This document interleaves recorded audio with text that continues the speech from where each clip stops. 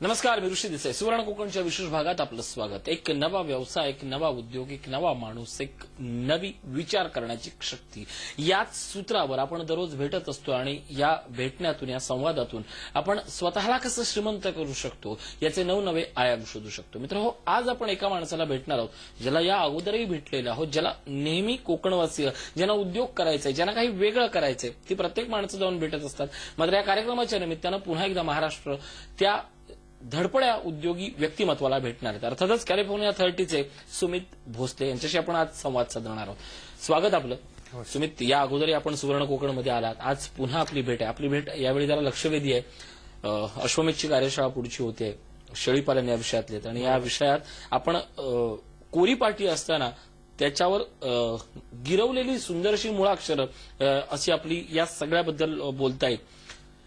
सगळ्यात महत्वाचं म्हणजे गेल्या ईदला नेमका किती व्यवसाय झाला? मला सांगायला भरपूर आनंद होतोय की मी बहुतेक मागच्या कार्यक्रमात बोललेलो की आमचं एक टार्गेट 10 ते 12 बोकडांचं टार्गेट आहे. पहिलीच ईद होती, रिअलिस्टिक टार्गेट होतं, पण आम्ही त्याच्याही पलीकडे जाऊन 25 बोकड विकू शकलो. सरासरी किंमत प्रत्येक बोकडाची 18,000 रुपये. आणि मला ही फिगर सांगायला काहीच भीती वाटत नाही, कारण चांगली ती आमच्यासाठी. अगदी कणकवलीपासनं ते गोव्यापर्यंत, म्हणजे म्हापशापासनं आमच्याकडे माणसं आलेली. जवळपास 100-120 माणसं आली त्यांना कळल्यावरती की अशा प्रकारचे बोकड आहेत. त्यातल्या लोकांनी सिलेक्ट केली. अनफॉर्च्युनेटली आमचा स्टॉक तेवढाच होता, एवढे बोकड होते तो आम्ही तेवढेच विकू शकलो. पण तरी सुद्धा जेवढं आमचं टार्गेट होतं त्याच्या पुढे तरी नक्कीच गेलो. नक्कीच. ही यशोगाथा सांगितल्यानंतर आता हा कार्यक्रम पाहणाऱ्यांच्या किंवा नवीन या व्यवसायात उतरणाऱ्यांच्या मनात जे काही प्रश्न आहेत त्या प्रश्नाने आपण सुरुवात करूया. मुळात महाराष्ट्रात वाढणाऱ्या किंवा महाराष्ट्रात चांगलं आपण ज्याचं पीक घेऊ शकतो किंवा उत्पादन घेऊ शकतो अशा जाती कोणत्या, आणि कोकणसाठी कुठल्या जाती महत्वाच्या? नक्कीच. जसं आम्ही, म्हणजे आमच्या बागेत जी सर्वात पहिली आम्ही सुरुवात केली ती सिरोहीने, बरोबर. त्याच्यासोबत महाराष्ट्रात असणाऱ्या जातींपैकी म्हणजे आपल्याला जे मेनली नावं ऐकू येतात ती म्हणजे उस्मानाबादी, संगमनेरी आणि आपल्याच कोकणातली कोकण कन्याळ, बरोबर. तर ह्या 3 ज्या जाती आहेत त्या तुम्हाला कोणत्या प्रकारचं शेळी पालन करायचं आहे त्या अनुषंगाने तुम्ही ठरवू शकता. जर तुम्ही खाटिकासाठी किंवा मीटचा जो बिझनेस आहे त्यासाठी जर तुम्ही शेळी पालन करणार असाल तर ह्यापैकी उस्मानाबादी ही जी जात आहे ती सर्वात चांगली ठरते. त्याच्या वजनवाढीच्या हिशोबाने त्यांची पिल्लं देण्याची क्षमता किंवा जे जसं आपण म्हणतो की टाइम टेबल वाईज ती जात चालते, असा आमचा अनुभव आहे. 5 महिने 150 किंवा 155 दिवसाला तुम्हाला पिल्लं मिळतं, लगेच परत 21 दिवसांनी माझ्यावरती येतात. 2 मास सोडले, तिसऱ्या माझ्याला तिला गाभण केलं, परत 5 महिन्यात तुम्हाला पिल्लू मिळणार. सो प्रोडक्शनच्या दृष्टीने जिकडे मीटमध्ये तुम्हाला माहिती असेल की ह्या महिन्यात माझी एवढी रिक्वायरमेंट आहे तर ती मी कशी पूर्ण करणार, तर त्या दृष्टीने उस्मानाबादी ही जात सुंदर होते. त्याच्यानंतरचा जो विषय आहे तो ईदचा, जो आम्ही बऱ्यापैकी हाताळतोय. तर ईदसाठी जी रिक्वायरमेंट आहे ती म्हणजे चांगले दिसणारे बोकड, रुबाबदार बोकड, आकर्षक रंगसंगती आणि त्याच्याहून सर्वात मोठं म्हणजे उत्तम वजनवाढ. तर ह्या 4-5 जे क्रायटेरिया आहेत त्याच्यासाठी अनफॉर्च्युनेटली आपल्या ज्या संगमनेरी, उस्मानाबादी किंवा कोकण कन्या ज्या जाती आहेत त्या तेवढ्या पूरक ठरत नाहीत. सो त्यासाठी आपण काय करायचं, तर जसं आम्ही सुरुवात केलं की तुम्ही सिरोही करू शकता. त्याच्या पलीकडे जाऊन ह्या ईदचा जो आमचा अनुभव होता की लोकांना पांढरे बोकड, म्हणजे अगदी कपाळापासून शेपटीपर्यंत संपूर्ण पांढरे बोकड, ह्याची डिमांड भरपूर होती. कारण एक 5-6 जणांनी मला सांगितलं आम्हाला अशातले बोकड आवडतील. सो तशी जात आहे ती सोजात. या दोन्ही जाती राजस्थानमधल्या आहेत. सिरोहीचं आपण काम केलेलं आहे, त्याच्यावरती आपण नक्कीच प्रभुत्व म्हणू शकतो की आपल्या कोकणात त्यांना आपण सेट करू शकतो. सोजातवरती सुद्धा आपण काम सुरू केलेलं आहे ह्या डिमांड नंतर. आता सध्या अभ्यास स्वरूपात त्याच्या 3 शेळ्या आणि 1 नर असा आपण एक छोटासा प्रकल्प राबवतोय, पण त्याचाही रिझल्ट चांगला येतो. आता अभ्यास करतोय म्हणजे काय करतोय, तर आपल्याला काय हवंय की जी त्याची प्रिस्क्राईब्ड, म्हणजे जी साधारण त्याचा जो आतापर्यंतचा अभ्यास आहे इतर भागांमधला, त्याच्यात जी वजनवाढ मिळते तेवढी किंवा त्याच्यापेक्षा किती कमी किंवा जास्त वजनवाढ आपल्या भागात, आपल्या चाऱ्यावरती, आपल्या हवामानामध्ये मिळते, ह्याचा अभ्यास करून जर ते समजा आता सोजाची जी पुस्तकातली वजनवाढ आहे ती साधारण 4 ते 4.5 किलो प्रति महिना या प्रकारे त्याचं वजन वाढतं. म्हणजे 1 वर्षाचा तुमचा बोकड 40 ते 50 किलोच्या घरात जातो, बरोबर. सो तो जर आपल्या इथे अगदीच 20 किलोवरती थांबत असेल तर ते करून उपयोग नाहीये, कारण मग त्याचा जे मेन क्रायटेरिया तो आपण फुलफिलच करत नाही आहोत. पण जर तो 35-40च्या घरात जात असेल तर तरी सुद्धा ते करण्याजोगं आहे आणि मग ते आपण करू शकतो. अशा स्वरूपाचा अभ्यास आपला चालू आहे.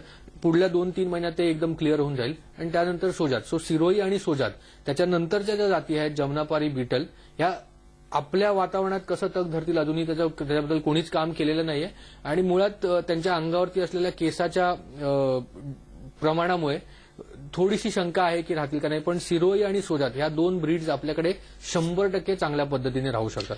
माझा एक मित्र आहे जफर, त्याच्या बोलण्यातनं आलेला एक किस्सा सांगतो आणि तोच माझा प्रश्न आहे. त्याने असं सांगितलं होतं मला की ऋषी, धंदा म्हणून मी सांगू शकत नाही, व्यवसाय म्हणून सांगू शकत नाही, पण हे एकमेव असं उत्पादन आहे की एकदा तुम्ही ज्यांच्याकडनं पिल्लू घेता त्यानंतर ऑटोमॅटिक तुमचा व्यवसाय सुरू होतो. त्याला त्याच्या मुस्लिम असल्यामुळे त्याला त्याच्या आजोबांनी ते दिलं होतं, त्याने आठवण म्हणून ठेवली. पण त्यानंतर दर ईदला ते त्याने एक फायदेशीर साधन होत गेलं. जफरचं उदाहरण आणि माझे जसे कोकणातले आणखी मुस्लिम मित्र आहेत त्यांच्याकडचे एक उदाहरण म्हणून मला विचारावंसं वाटतं की त्या प्रत्येकाकडे एक तरी शेळी असते. पण तुलनेनं ज्या पद्धतीनं आपण मुंबईत पाहतो, ज्या पद्धतीनं आपण सोशल मार्केटमध्ये पाहतो की फार मोठ्या जाती असतात, कोकणातली जात ही लहान का असते. आणि मुस्लिम व्यावसायिकांसाठी ज्यांनी आता दुबई किंवा वेगवेगळ्या धंद्याकडे जात आहेत, व्यवसायाकडे जात आहेत, या सगळ्यांसाठी इथे राहून हे खूप मोठं व्यवसायाचं साधन आहे. काय सांगाल या सगळ्याबद्दल?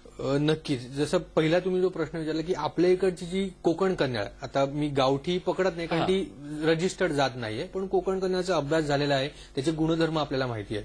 सो गुणधर्माचा जेव्हा आपण विषय करतो तेव्हा त्याच्यात अनुवंशिकता हा भरपूर मोठा रोल प्ले करतो.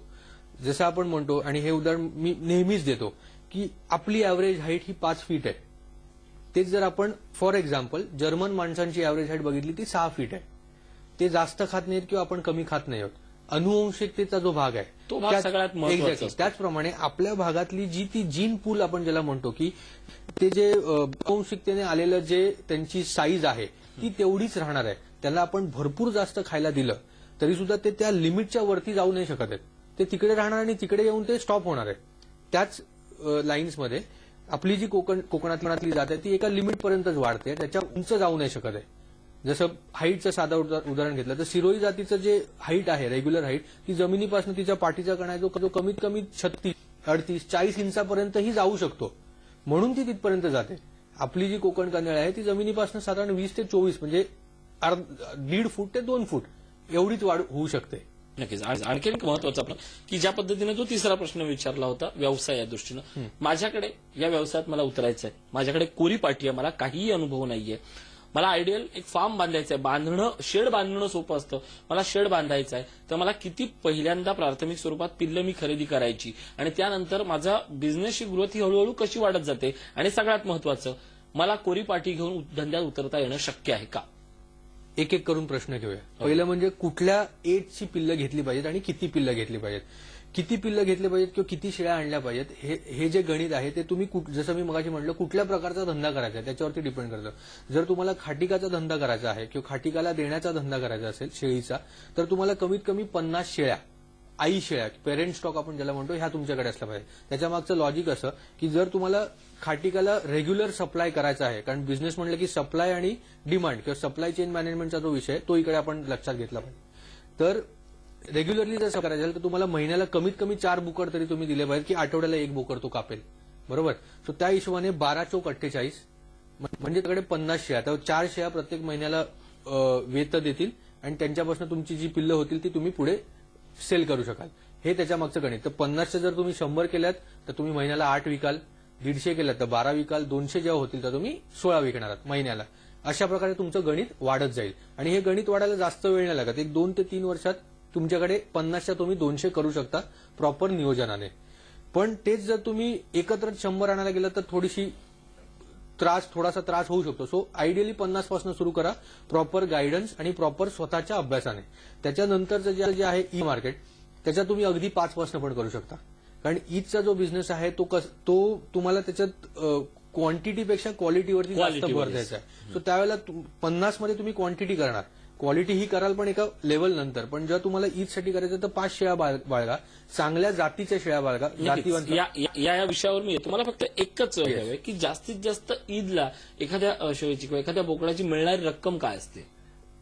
ह्या वर्षी देवनारमध्ये एका बोकडाची किंमत 15 लाख रुपये होती. बस याच प्रश्नावर मी येतोय. मित्र हो, असा कुठला उद्योग असेल की ज्यात एवढी गुंतवणूक, एवढा फायदा आणि त्याच्या 5 नाही तर जवळजवळ 70 ते 80 पट मिळणारी ही रक्कम शेळी पालनातच असते.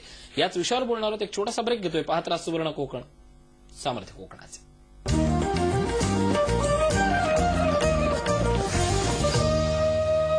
ब्रेकनंतर स्वागत. आपण बोलतोय कॅलिफोर्निया 30चे सुमित भोसले यांच्यासोबत. मी ब्रेकवर जाण्यापूर्वी जो प्रश्न विचारला तोच, की साधारण कोरीपाठी घेऊन जर मी या व्यवसायात उतरलो तर मला यश मिळवणं शक्य आहे का?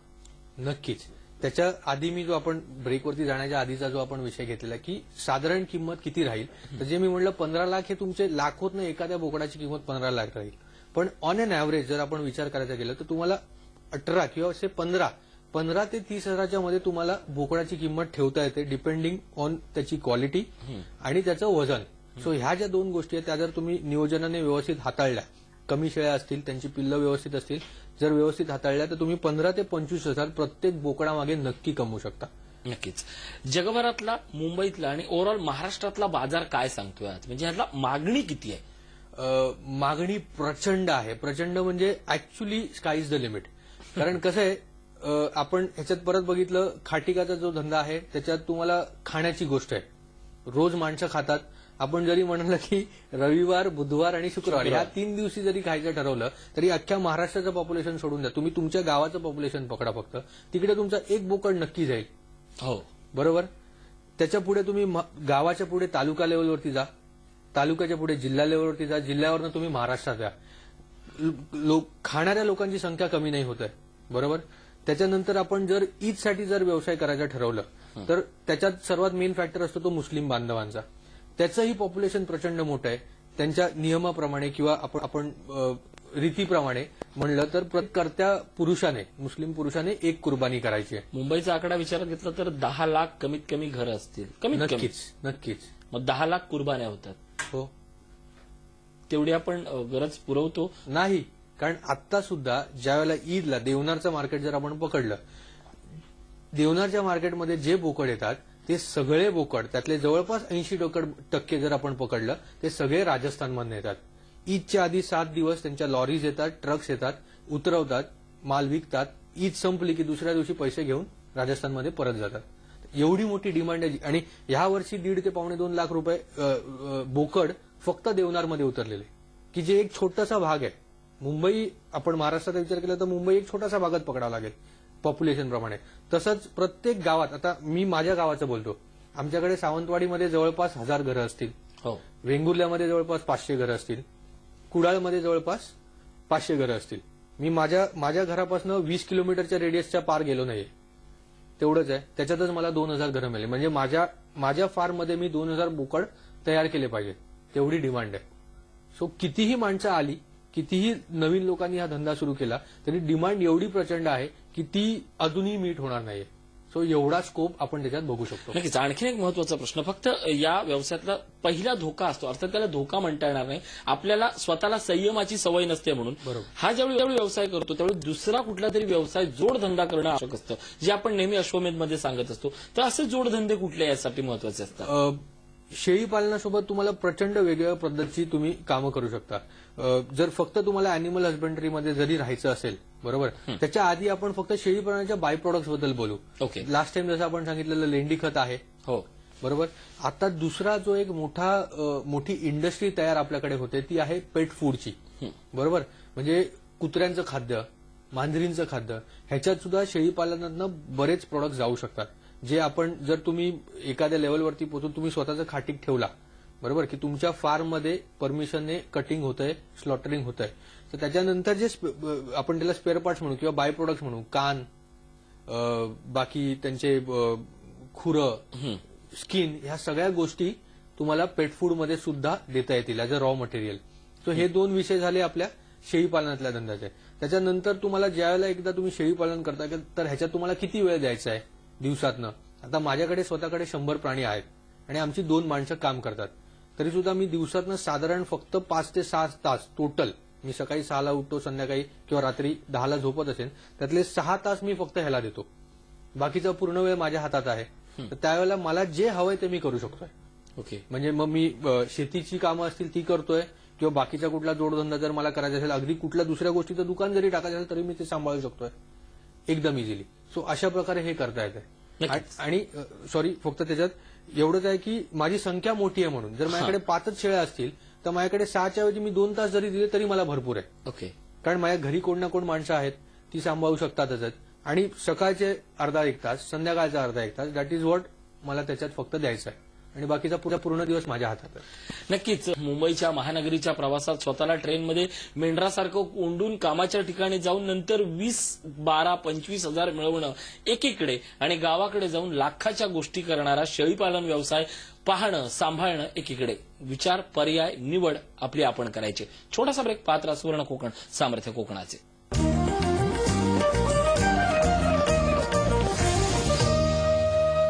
ब्रेकनंतर स्वागत. आपण बोलतोय सुमित भोसले यांच्यासोबत. सुमित, ज्या पद्धतीने मी गोष्ट सांगितली की आता कार्यशाळा आपली होते, दादरमध्ये कार्यशाळा होते आणि या कार्यशाळेसोबतच आपण अश्वमेध बद्दल बोलत असतो. अश्वमेध बद्दल बोलताना आज उद्योजकांनी केवळ या एका व्यवसायाकडे जाताना केवळ एका व्यवसायाकडे अवलंबून न राहता त्याच्यासोबत वेगवेगळ्या व्यवसायात घुसणं, व्यवसायाचा वापर करणं हे महत्वाचं आहे. म्हणजे सतीश परब यांचं वाक्य आहे की एकाच उद्योगात तुम्ही 100 रुपये गुंतवण्यापेक्षा 100 उद्योगामध्ये 1-1 रुपया गुंतवा, 80 रुपये तरी तुम्हाला रिटर्न मिळतील याची गॅरंटी असते. आज आपली जी उद्योजकता आहे महाराष्ट्राची, आपण एकाच उद्योजक किंवा एकाच गोष्टीकडे झोकून देतो आणि त्यामुळे अचानक आलेला जो तोटा असतो तो आपल्याला फार मोठा मागे घेऊन जातो. तुमची याबद्दल मतं काय?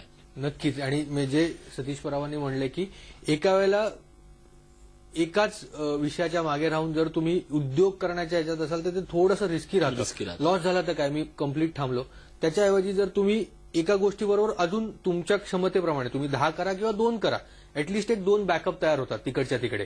सो त्या दृष्टीने तुम्हाला व्यवस्थित हँडल करता येतं. जसं आता माझं उदाहरण द्यायचं झालं तर मी शेळीपालन करतोच आहे, बरोबर. त्यासोबत आता मी भाजीपाल्याचं कामही सुरू केलं. कलिंगड असो, शेवगा असो किंवा झेंडूची शेती आम्ही केली. आणि हे सगळे, आणि मेन ह्याच्यातली मजा अशी आहे की हे सगळे 3-3 महिन्याचे विषय आहेत. भाजीपाला असू दे, कलिंगड असू दे, झेंडू असू दे, 3-3 महिना करून तुम्ही एक 2 रुपये टाकले, त्याचे 3 रुपये झाले, 1 रुपया तुमचं प्रॉफिट झालं 3 महिन्यात. अशा हिशोबाने जरी तुम्ही विचार करायचा ठरवलात, कारण मी आता स्वतः गावात राहतोय म्हणून ते मला पॉसिबल आहे. जर एकानुस गावात राहतही नसेल पूर्ण वेळ तरी सुद्धा त्यांना बाकीच्या ठिकाणी राहून जे काही काम करता येतं ते त्यांनी नक्की करावं. सो दॅट कम्प्लीट रिलायन्स एका गोष्टीवरती राहू नये, कम्प्लीट डिपेंडन्स एका गोष्टीवरती राहू नये. आणि जसं दॅट इज तेच ऍक्च्युली रहस्य राहील.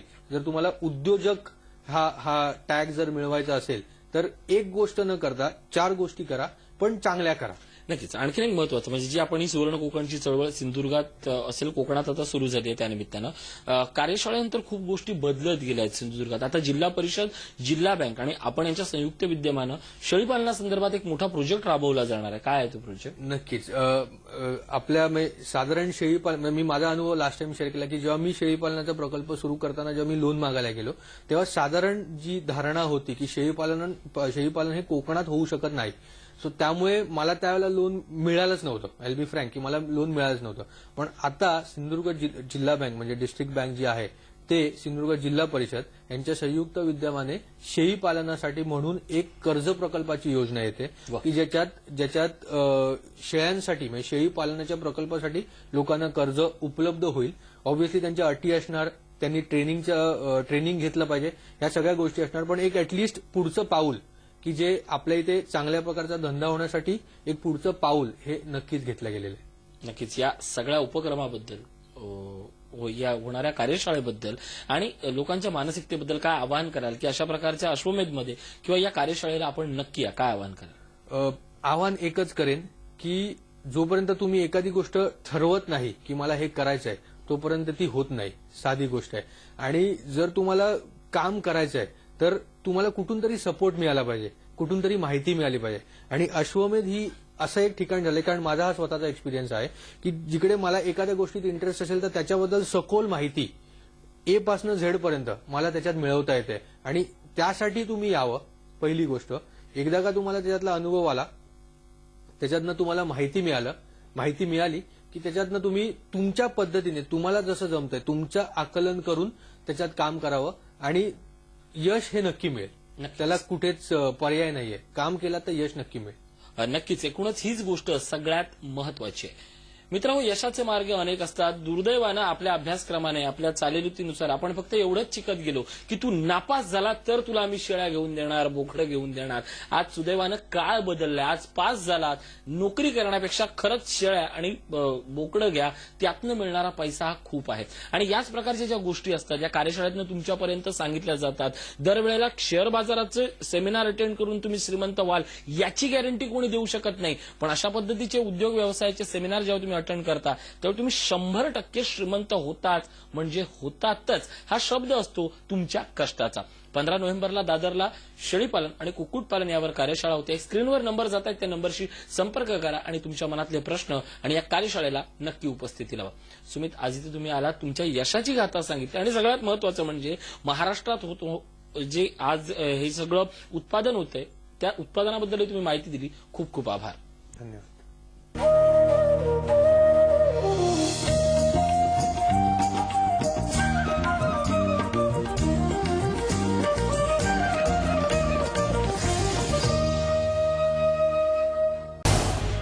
झी 24 तास रहा एक पाऊल पुढे.